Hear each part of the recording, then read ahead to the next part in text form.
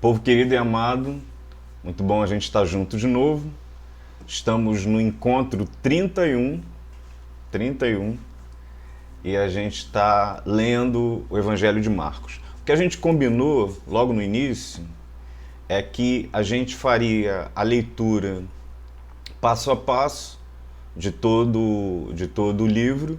Em alguns momentos talvez desse alguns saltos, então esses momentos estão chegando, eu já dei alguns saltos, já vou começar nas próximas semanas, mas também a gente combinou que a gente ia conversar um pouquinho sobre teologia, sobre o pensamento, sobre a reflexão teológica a partir da cristologia, a partir da compreensão de Cristo. Então, hoje, e talvez nos próximos 2 ou 3 encontros, eu tenha que fazer uma parada. A gente estava ali no capítulo 8 de Marcos, tal. Eu tenho que fazer uma parada para a gente conversar sobre um tema importante, porque quando a gente se encontrar no momento da crucificação, da morte e da ressurreição de Jesus, a gente já vai ter todos os parâmetros necessários para que a gente possa entender por que foi necessário que Jesus morresse. Então foi exatamente nesse ponto, quando Jesus ele vai se revelar aos discípulos, ele vai dizer aos discípulos por que era necessário e que era necessário, começa a ensinar aos discípulos, foi nesse ponto que a gente congelou no nosso encontro passado para começar a falar sobre hoje. Então é desse ponto que eu quero te convidar a caminhar comigo. Então, aula 31, a gente parou no verso 31 do capítulo 8. Então Jesus começou a ensinar-lhes que era necessário que o Filho do Homem sofresse muitas coisas, fosse rejeitado pelos anciãos, pelos principais sacerdotes e pelos escribas, fosse morto e depois de 3 dias ressuscitasse. Na aula passada a gente colocou essa questão e deixamos uma pergunta no ar. E a pergunta era, por que era necessário que Jesus morresse?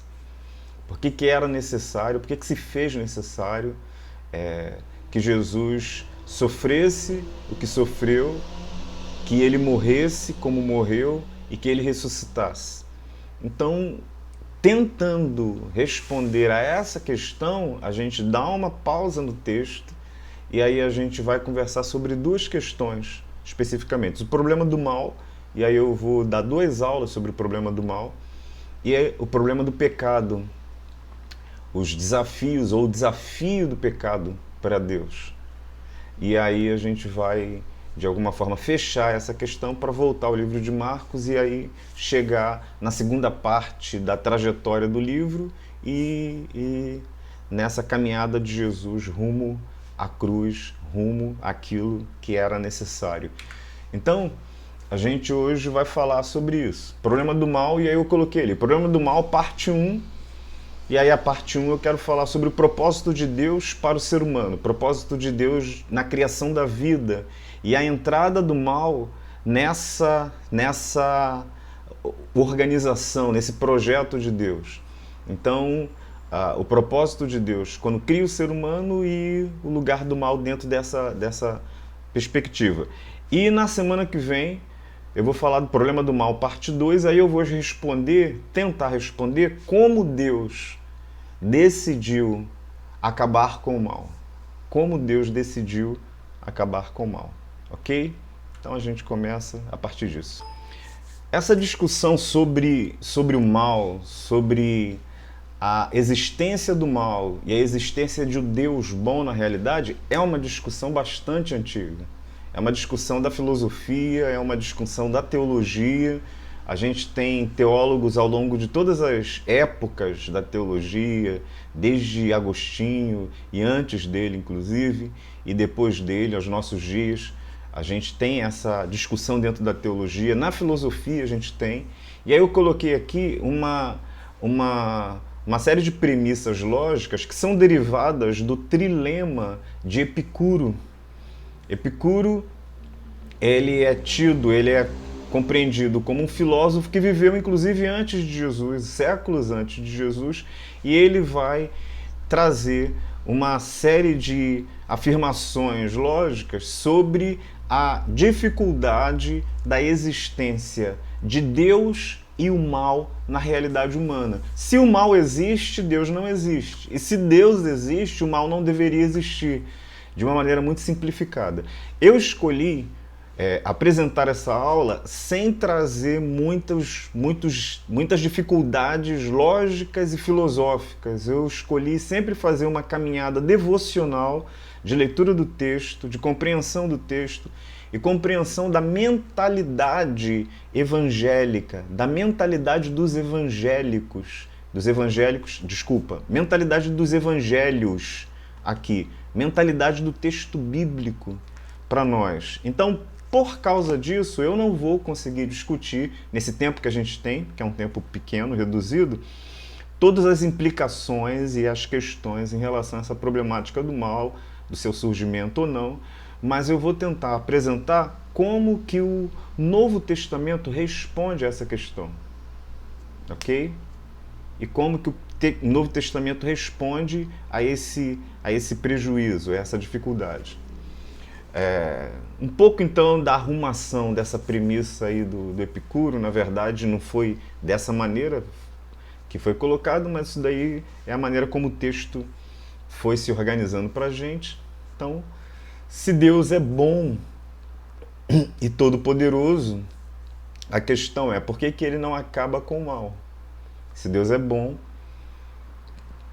e tem todo o poder, nada lhe é impossível, então por que o mal convive? Por que o mal existe?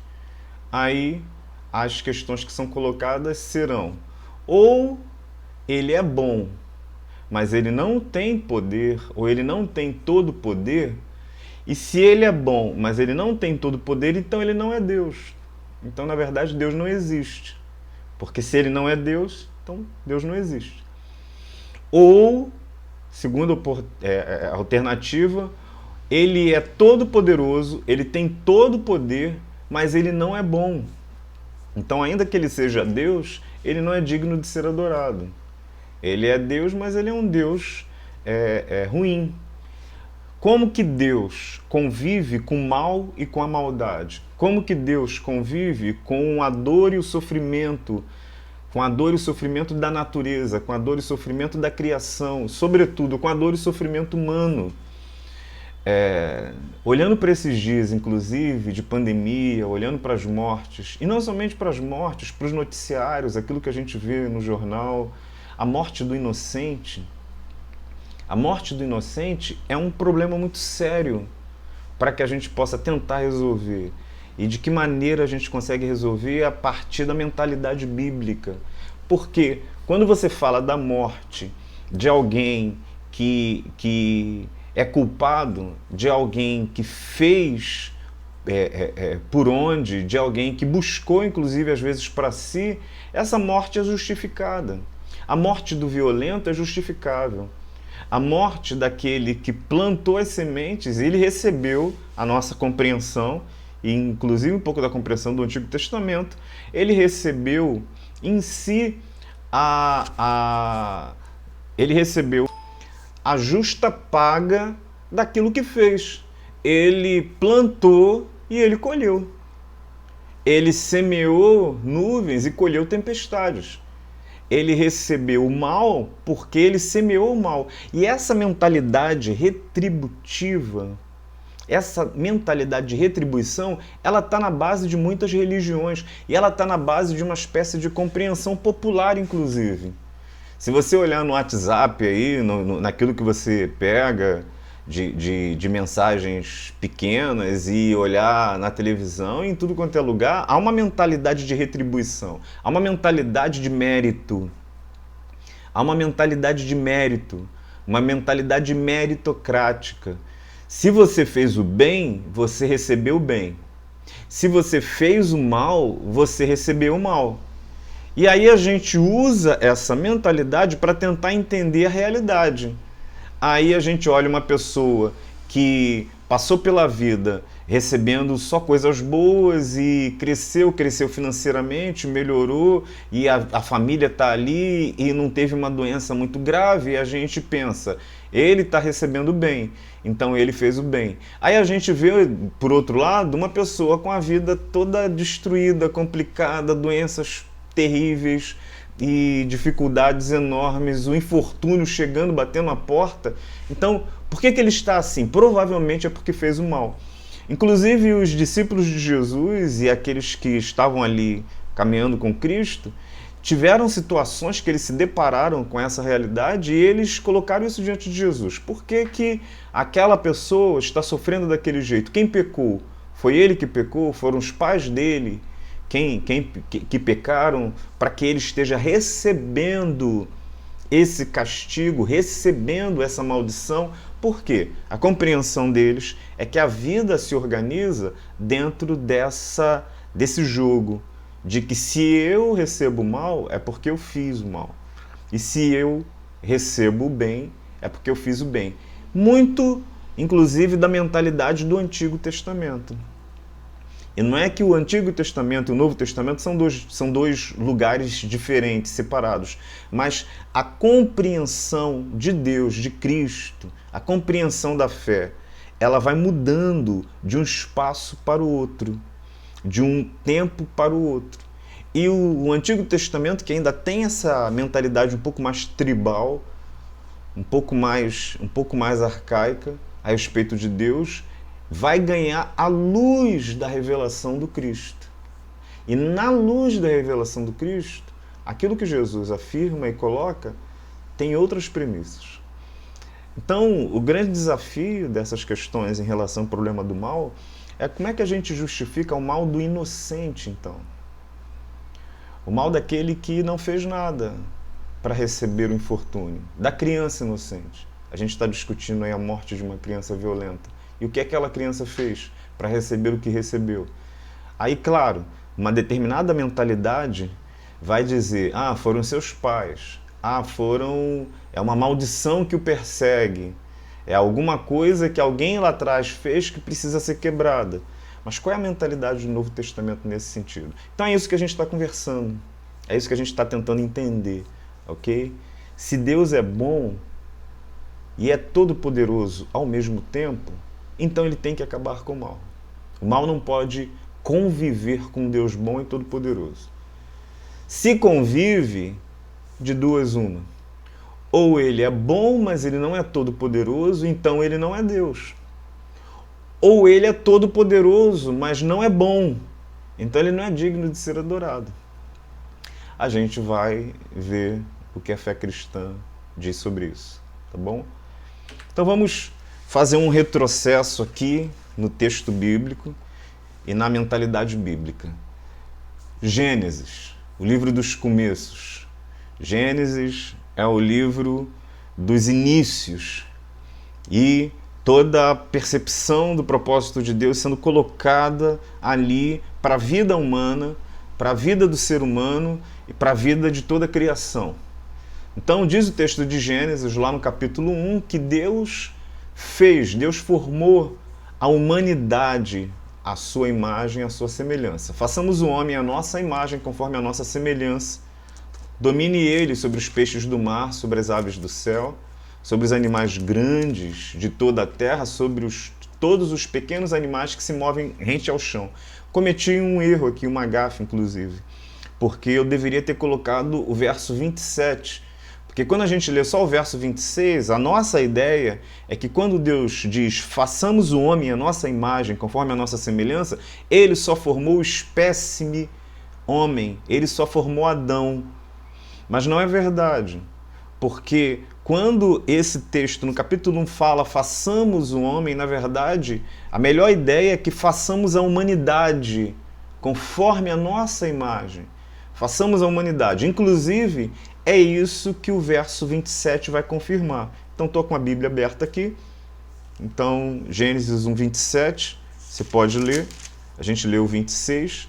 O 27 vai dizer, assim criou o ser humano, e aí a minha versão já coloca a palavra ser humano, mas em outras versões vai dizer homem ainda. Assim criou o ser humano à sua imagem, a imagem de Deus o criou. Como ele foi criado? Como essa raça, como o ser humano foi criado? Diz o texto: homem e mulher os criou e os abençoou e lhes disse: sejam fecundos, multipliquem-se, encham a terra e sujeitem-na.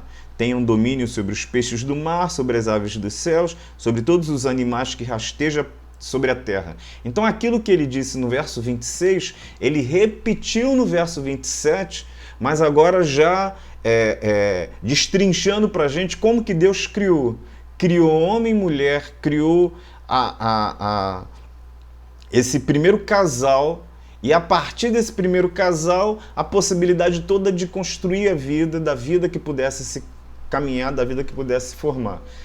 Há na compreensão da teologia que quando Deus, e quando o texto bíblico diz façamos o homem à nossa imagem, conforme a nossa semelhança, Deus, ele faz o homem a partir daquilo que ele é. Faz o homem, faz o ser humano, faz a humanidade, homem e mulher, a partir de determinadas características que ele comunica a esse ser humano criado. Então há uma compreensão de que Deus dá algumas características de si para esse humano. Pelo menos 4 características que são muito importantes e são básicas na construção da vida humana. Deus, ele é espírito. Deus, ele é espírito. E o Espírito de Deus se movia sobre a face das águas. Nós não o vemos, nós não o tocamos, mas ele não é uma energia difusa. Ele é espírito. Deus, ele é pessoa, ele tem pessoalidade. Ser pessoa não significa ter corpo, ser pessoa significa possuir individualidade, autoconhecimento, autoconsciência, sentimentos, vontade. Então ele tem pessoalidade. Deus tem pessoalidade, Deus é pessoa. E não é o corpo que nos identifica como pessoa. Por exemplo, o cachorro não é pessoa, e o cachorro tem corpo, entendeu? É claro que para muita gente parece que o cachorro é pessoa, né? Trata como meu filho, meu neto. Dá a ele mais carinho do que daria a uma pessoa. Eduardo Duzec já cantou na década de 70, eu sempre falo isso quando eu lembro disso. Troque seu cachorro por uma criança pobre, senão um dia a gente vai amanhecer latindo, né? Desafio. Mas o cachorro não é pessoa. Ele não possui autoconsciência, ele não possui vontade no sentido de autocompreensão e uma série de outras características da pessoalidade. Deus, ele é uma comunhão de pessoas. O nosso Deus é trino. Deus Pai, Deus Filho, Deus Espírito Santo. Deus, quando cria o ser humano, ele não cria a partir da solidão. Alguns vão dizer, Deus criou o ser humano porque precisava. Deus criou o ser humano porque se sentiu solitário em toda a existência. E ele queria dividir com alguém a sua solidão. Não, isso está errado.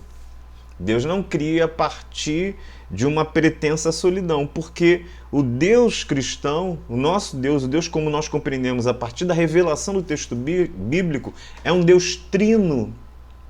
Por isso nós falamos de trindade. É um Deus trino. É um Deus que existe como Deus Pai, Deus Filho, Deus Espírito Santo, e esse é o mistério. É claro que nesse momento a gente não tem espaço para conversar um pouco sobre isso. Mas é assim que o Novo Testamento vai nos revelar a presença, a existência desse Deus durante toda a eternidade. E é a partir daquilo que Deus é, emprestando ao ser humano aquilo que ele é, que Deus forma o ser humano. Deus é comunidade. E Deus é criador, Deus é criativo, Deus trabalha. Deus cria. Ele cria do nada, mas também ele constrói, ele forma, é um Deus organizado. E é isso que o texto de Gênesis está falando para a gente. O texto de Gênesis está falando que todas as coisas foram criadas por ele, todas as coisas foram ordenadas por ele, e fala de um Deus que trabalha na existência, que molda a existência, que caminha na existência. Então há uma compreensão da teologia de que é a partir desses atributos, a partir dessas características, daquilo que Deus é, que ele empresta ao ser humano a sua maneira de ser, o seu jeito de ser. Então, Deus, ele é espírito, é pessoa, é comunidade, é criativo, trabalha.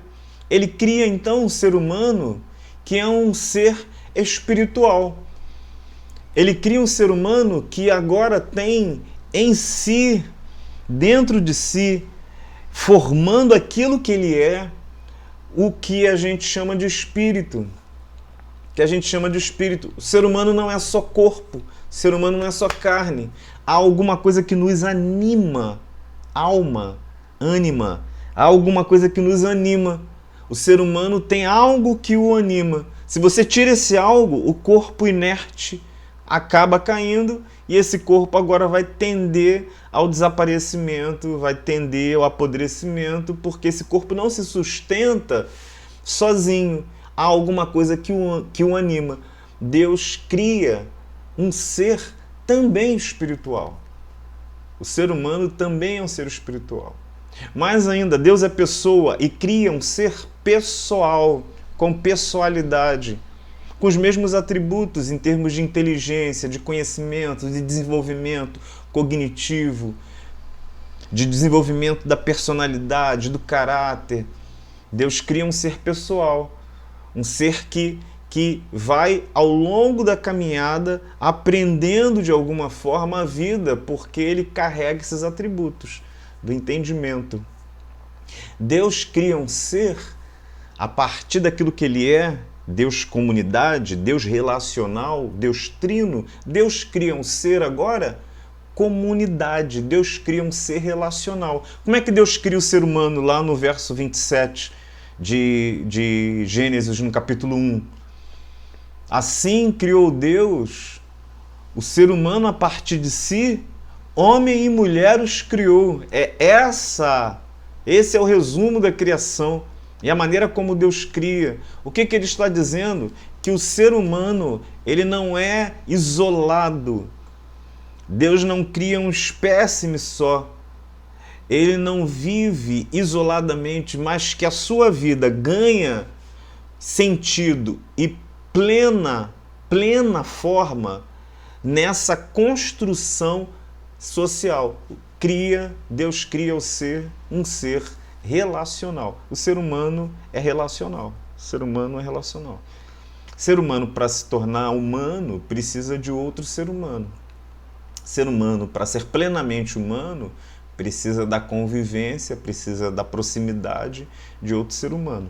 E nesse ponto, o ser humano é bastante dependente. Diferente dos animais, por exemplo, que têm, segundo os estudiosos, tem aquilo que a gente pode chamar de instinto. O instinto do animal ensina para ele todas as coisas. O instinto do animal ensina para ele todas as respostas que ele precisa dar para a vida.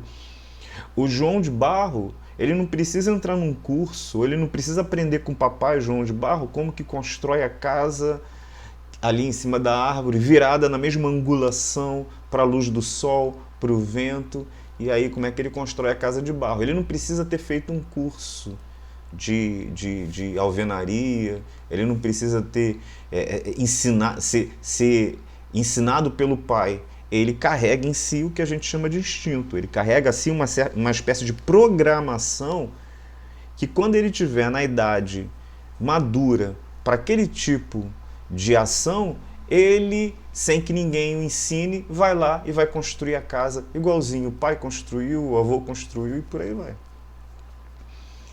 Os animais, eles são dotados dessa carga instintiva que vai programar nele todas as respostas para a vida. O ser humano não. E eu não vou me criar mais complexidade nisso que eu estou dizendo, porque eu já estou estendendo demais o que eu gostaria, eu não quero que essa aula fique muito grande. Mas o ser humano, ele não possui essa programação. Para que você aprenda o idioma brasileiro, por exemplo, o idioma português, você precisa ter convivido e ouvido com alguém que fale português. Se você pega uma criança que nasceu aqui no Brasil, levar essa criança para a Rússia, e ela conviver com pessoas que falam aquele idioma, ela falará aquele idioma e não o idioma português. Não é inato, não está programado nela. O ser humano é um ser de aprendizado, o ser humano é um ser de cultura. O ser humano, para aprender alguma coisa, para desenvolver alguma coisa, ele precisa aprender. Claro que existem respostas nossas que são inatas, parecem inatas. Respostas que têm a ver com a questão sexual em determinados graus, e eu não vou mais descer nisso, porque eu gastaria algum tempo para tentar explicar isso direitinho. Mas o ser humano é um ser de cultura, o ser humano é um ser que aprende com os outros seres humanos. Então, um engenheiro, ele não se torna engenheiro porque ele nasceu inato, nasceu dessa maneira. Ele se matricula num curso, ele aprende o conhecimento que foi acumulado na humanidade até aquele momento e ele vai, dentro daquilo, aperfeiçoando aquele conhecimento. O ser humano é um ser que aperfeiçoa. Os animais, nesse sentido, eles não aperfeiçoam, eles não mudam. Mudam por uma série de outras características da natureza, que eu também não vou me debruçar agora, mas eles não mudam a realidade, o ambiente, e mudam a partir de si mesmos, como o ser humano faz. O ser humano é um ser que aperfeiçoa. Uma sociedade vai se aperfeiçoando em relação a outra, que se aperfeiçoa em relação a outra, em relação a outra. Então todo aperfeiçoamento humano tem a ver com a questão do conhecimento. O ser humano precisa de outro ser humano. É isso que o texto bíblico está dizendo. O ser humano é um ser relacional. Deus é espírito, cria um ser espiritual. É pessoa, cria um ser pessoal. É comunidade, cria um ser relacional. É criativo, é trabalhador, constrói, cria um ser que trabalha, cria um ser para o trabalho. Diz no capítulo 1, verso 26 e o verso 27, que Deus cria com um propósito. Cria e já designa o ser humano com um propósito. Está dizendo para eles que eles deveriam ser fecundos, multiplicar e sujeitar a terra. Eles deveriam dominar sobre os peixes do mar. Eles deveriam dominar sobre as aves do céu, sobre o animal que rasteja. Eles deveriam cuidar e zelar por todas as coisas. É claro que essa palavra dominar na nossa cabeça parece uma espécie de domínio, de subjugar. Mas não é isso. A ideia da palavra no texto bíblico e a ideia do sentido teológico dessa compreensão aí. E a ideia é de zelar, de cuidar, de administrar, de ser um mordomo, de ser aquele que cuida da casa quando o dono da casa não está presente ou mesmo quando está presente. A ideia é que o ser humano ele é posto dentro desse ambiente para zelar por aquilo que foi dado para ele como presente, inclusive. Então é assim que Deus cria o ser humano. Daí, a compreensão é que essa maneira de Deus ser e de Deus criar o homem derrama na vida do ser humano um jeito de ser. Derrama na vida do ser humano uma maneira de viver. Um jeito de caminhar, um jeito de construir a vida, um jeito de estar na existência. Por quê? Deus é espírito, cria o ser espiritual, e aí ele dá a esse ser, então, a necessidade de viver numa relação com o transcendente, numa relação com aquilo que está acima dele, que é uma característica de todo grupamento humano, a questão da religiosidade, a questão da espiritualidade como uma coisa que parece quase que inata do viver humano em sociedade, em diversas sociedades. É um jeito de viver. E a fé cristã, ela diz que esse jeito de viver é viver na relação com Deus. Na relação com Deus. Deus criou o ser humano para a relação com Ele mesmo. Deus cria o ser humano como pessoa. E como pessoa, então, ele tem um outro jeito de viver. E esse jeito de viver é crescer. Crescer em quê? Não biologicamente, fisiologicamente, fisicamente, mas crescer nele mesmo, crescer no caráter, crescer na compreensão, no desenvolvimento de si. Como diz o Mário Sérgio Cortella, que está sempre aí na internet, o pessoal sempre ouve, o teólogo, filósofo, ele vai dizer que gente não nasce pronta. Ele vai dizer, gente não nasce pronta. Que nasce pronta é coisa. Celular nasce pronto. Ele nasce pronto, ele começa a se gastar ao longo do tempo, porque você começa a usar. Um objeto nasce pronto e você começa a usá-lo e começa a gastar. Gente não nasce pronta.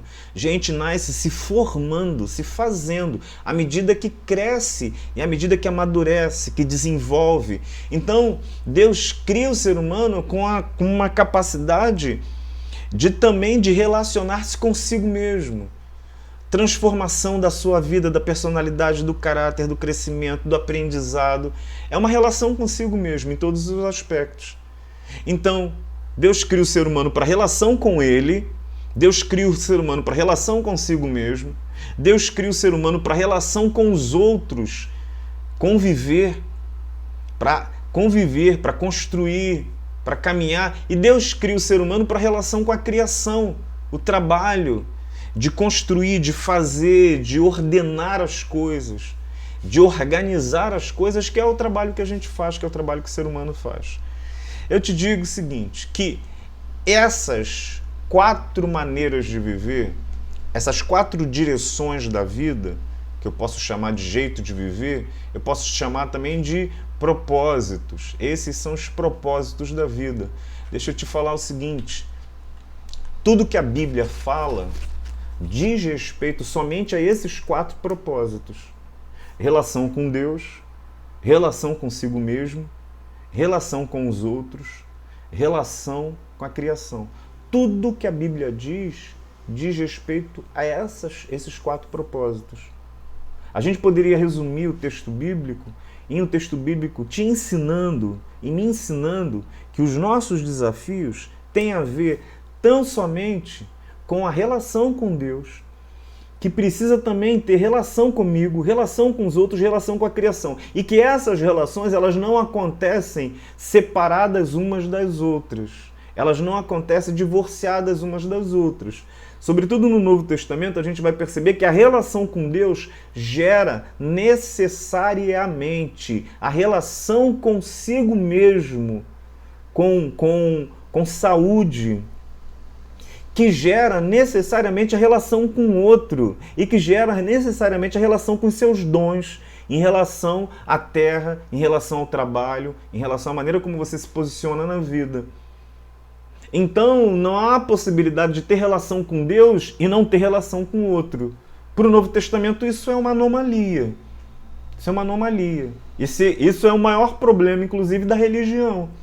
De criar a mentalidade nas pessoas que há a possibilidade de um reencontro com Deus, que não se torne, que não se desdobre em reencontro com o outro.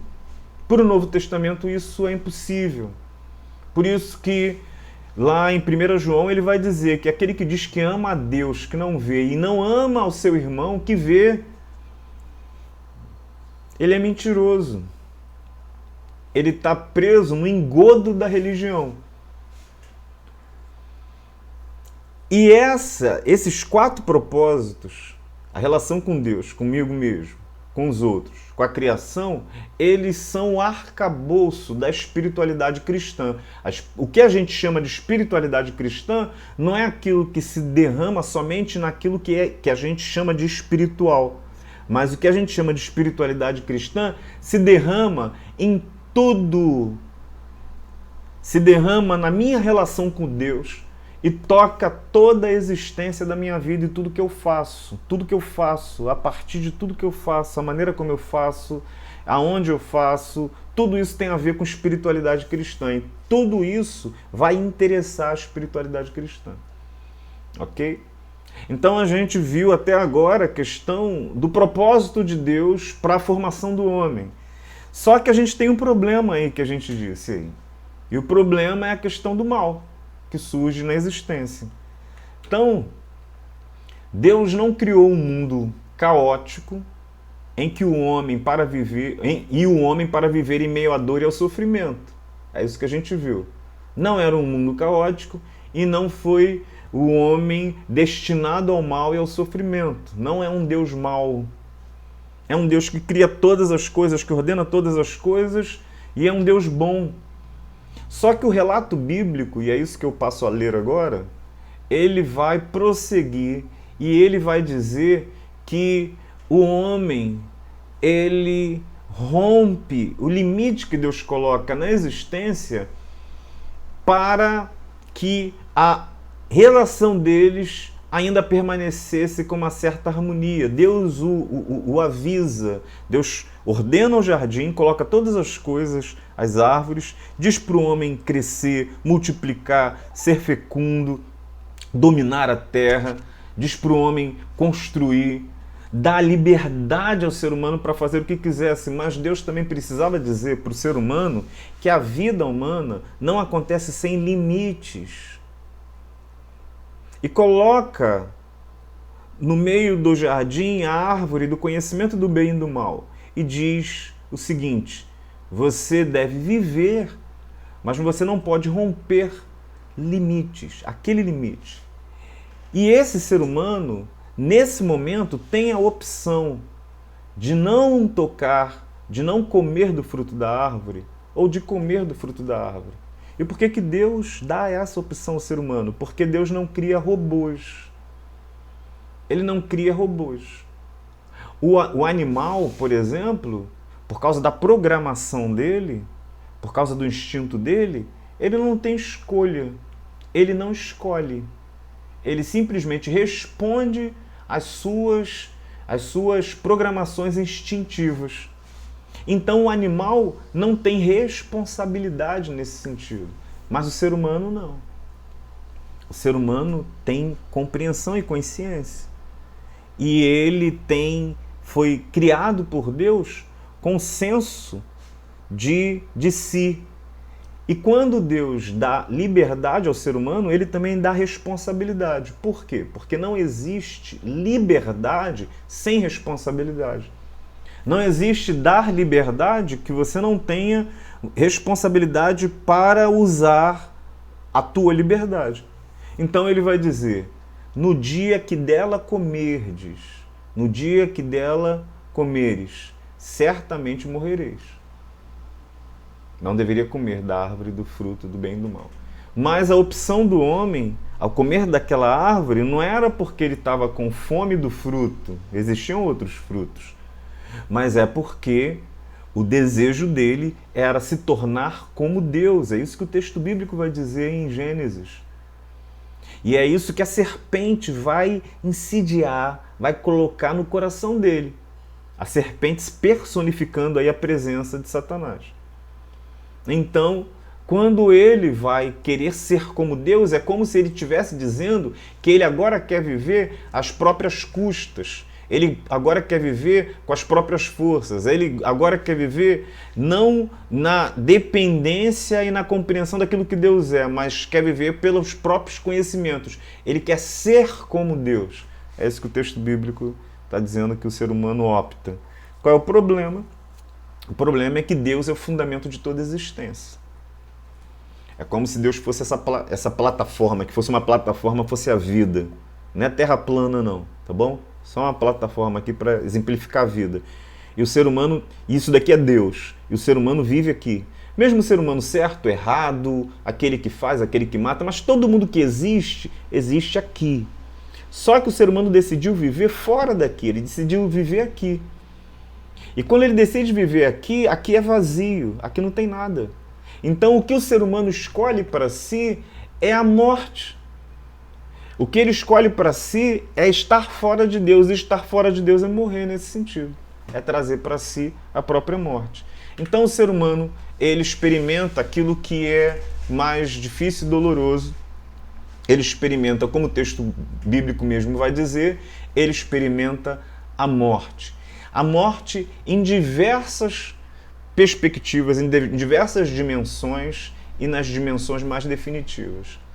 A morte espiritual, a morte social, a morte existencial, a morte cósmica, a morte física. Essas mortes tocam todas aquelas realidades que a gente falou aqui.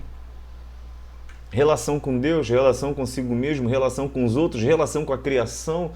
A morte espiritual, relação com Deus. A morte existencial, relação consigo mesmo. A morte com os outros, a relação com os outros, a morte social.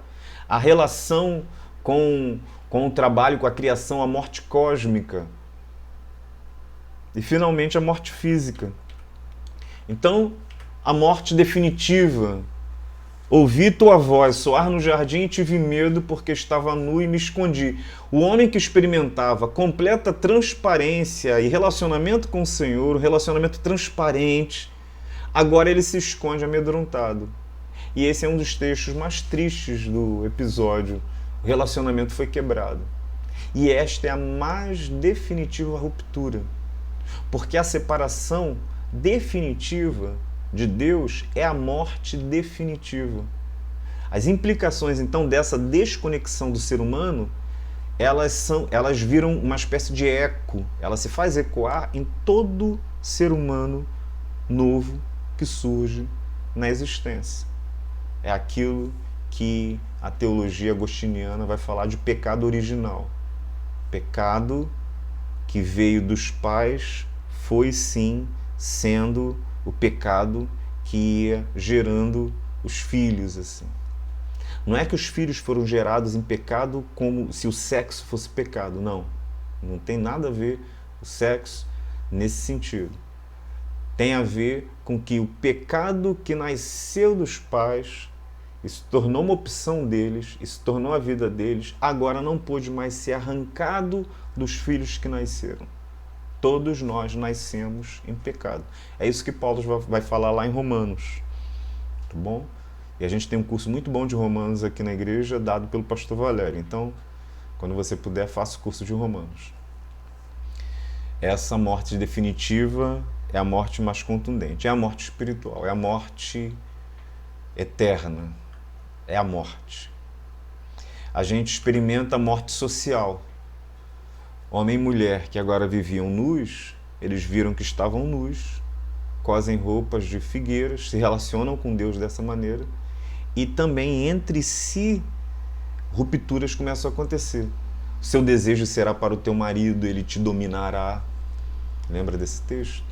Alguns vão querer falar, e muito na história da igreja falou sobre a proeminência do homem em relação à mulher, e o homem poder subjugar a mulher, porque o texto bíblico falava isso. Seu desejo será para o teu marido. Seu desejo é para o teu marido, e ele tem que te dominar. Mas isso daí não foi o projeto inicial, o propósito de Deus na criação. Isso foi a marca do pecado. Então nós não podemos propagar aquilo que é marca de pecado. Ser humano dominando outro ser humano. Esse esquema, ele não é um esquema bíblico, ele é um esquema perverso, ele é um esquema do mal, ele é um fruto do mal. Aonde você vê?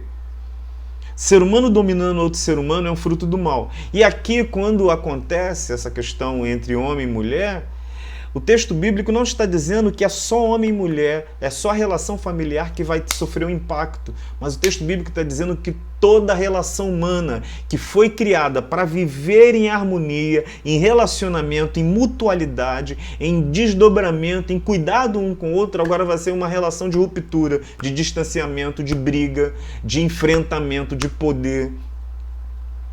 E o ser humano vai inventando um monte de coisa nesse sentido, as armas do mal, de subjugar um ou outro. Olha o que o texto de Gênesis vai mostrar pra gente, por exemplo.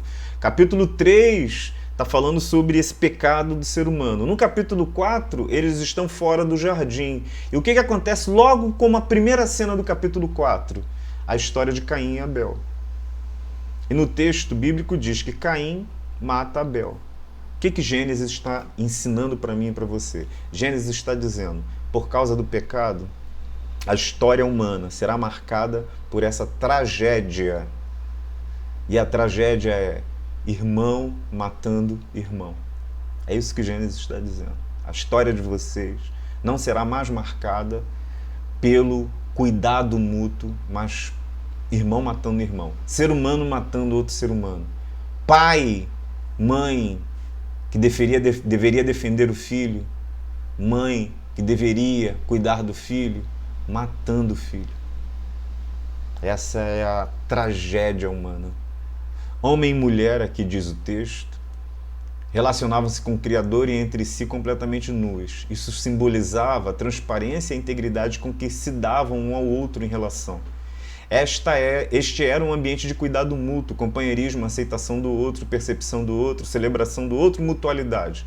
Por causa do pecado, agora o relacionamento é marcado por ausência de transparência, por rupturas e distanciamentos, ser humano contra ser humano, relacionamentos na base do poder, lei da selva, os mais fortes, os mais espertos, o primeiro lugar, disputas, comparações, egoísmos, invejas, desejo pelo que é do outro, assassinatos, fofocas, porfias, dissensões, tudo isso marca do mal, tudo isso fruto do mal.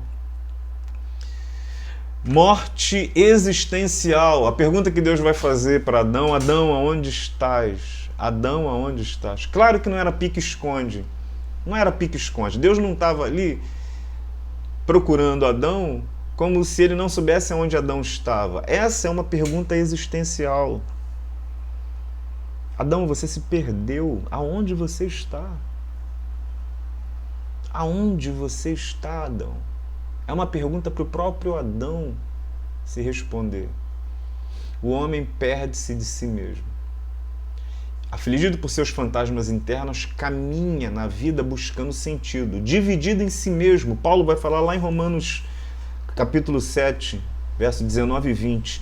Porque não faço o bem que eu quero, mas o mal que não quero, esse faço, dividido. Nem a vontade dele agora lhe pertence.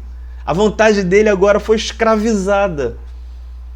Mas se eu faço o que não quero, já não sou eu quem faz, e sim o pecado que habita em mim. O pecado ganhou força, ganhou poder na existência.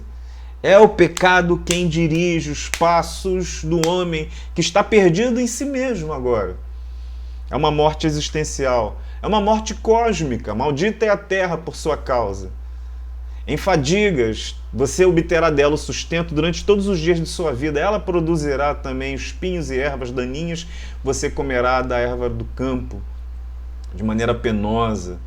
O ser humano foi criado para administrar com inteligência a criação, mas agora ele vive afligido por ela. Catástrofes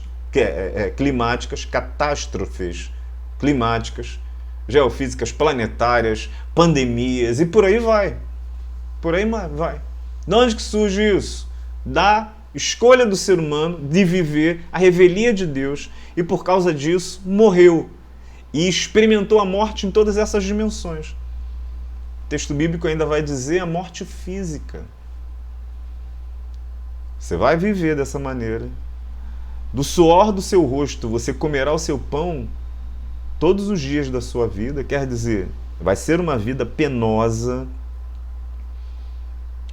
E quando você chegar ao fim dessa trajetória, você voltará ao pó.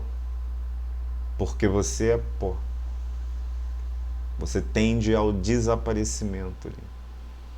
O trabalho se torna penoso, o suprimento se torna escasso, brigado, sofrido. O relato bíblico descreve um homem que morre em vida, esvai-se, caminha na existência desde o primeiro minuto de vida, desde o primeiro fôlego de vitalidade à sombra da morte. A morte é uma sombra desde o dia que o bebê abre os seus olhos para a existência. A verdade inexorável, a verdade que o perseguirá todos os dias, da qual ele às vezes se dá conta e às vezes não se dá conta, é que a morte está ali. Morte física. Então, como dizem, basta estar vivo para morrer. Morremos a cada dia, cada vez mais perto, marchamos rumo ao pó. Na compreensão da espiritualidade cristã, a dor e o sofrimento na existência são resultados da queda. A dor e o sofrimento, o mal e a maldade na existência são resultados da queda, da morte que tocou a existência humana e destruiu a possibilidade de vida. Todas as coisas, então, convergem para este caminho, os homens, os seres criados, o planeta, o cosmos, para a morte. Foi essa a palavra que Deus deu ao casal e foi essa a recompensa da atitude deles, a morte. Por isso, e eu termino aqui, o Deus bíblico não fica impassível diante de todas essas coisas. Ele interfere na existência com uma finalidade, estabelecer o seu propósito para todas as coisas. Portanto, a questão é, diante dessa situação toda, diante da morte, como que Deus resolveu intervir? O jogo estava ali definido. A situação estava ali definida e o ser humano fez a sua opção, mas Deus, ele olhou para isso e ele deixou que isso acontecesse e se transcorresse da maneira como estava se transcorrendo? Não. Deus, ele intervém na história, Deus intervém na trajetória e Deus resolve agir em relação à dor e ao sofrimento, em relação ao mal. Então Deus resolve acabar com o mal. É isso que o texto bíblico está dizendo. O texto bíblico está explicando para a gente, sobretudo no Novo Testamento, como que Deus resolveu acabar com o mal. Porque você pode acabar com o mal de diversas maneiras. E a gente vai ver isso, inclusive, no próprio texto bíblico.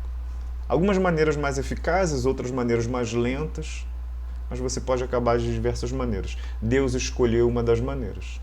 A gente vai olhar para isso no nosso próximo encontro, tá bom? No próximo encontro a gente vai falar sobre o problema do mal, parte 2, como Deus resolveu acabar com o mal.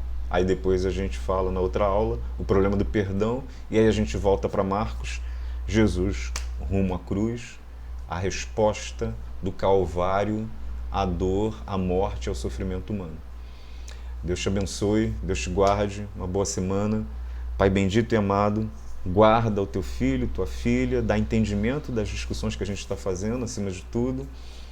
Guarda o nosso país, as questões todas que tem envolvido essa questão da pandemia e não somente isso. Sustenta e guarda as crianças. Eu quero te pedir pelas crianças, pelas famílias, pelos pais, pelas mães, por nossa igreja.